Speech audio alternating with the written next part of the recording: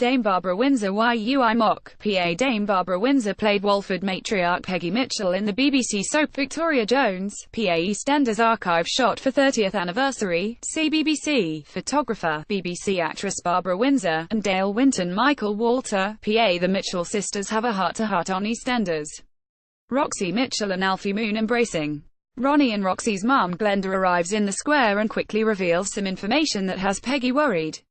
Actress Barbara Windsor's health has taken a real dip recently. Rita Simons, who starred as the legendary actress-on-screen niece Roxy Mitchell in the long-running soap EastEnders until last year, has admitted she's heartbroken by the 80-year-old star's Alzheimer's diagnosis and heard from her husband Scott Mitchell that she's suffering quite a bit with the dark days at the moment.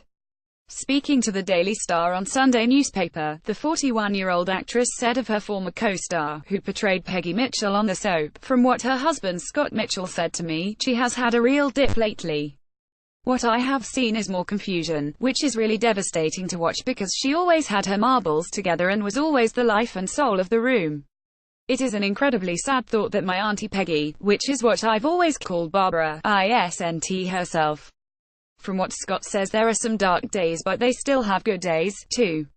Scott is doing an amazing job. I don't know what she would do without Scott."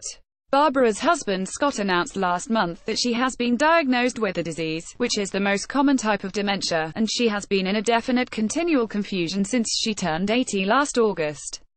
He said, "I hope speaking out will help other families dealing with loved ones who have this cruel disease.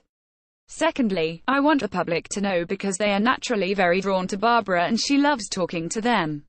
So rather than me living in fear she might get confused or upset, they'll know that if her behavior seems strange, it's due to Alzheimer's and accept it for what it is." Barbara has now retired from charity work as well as acting as a result of the disease. Online editors.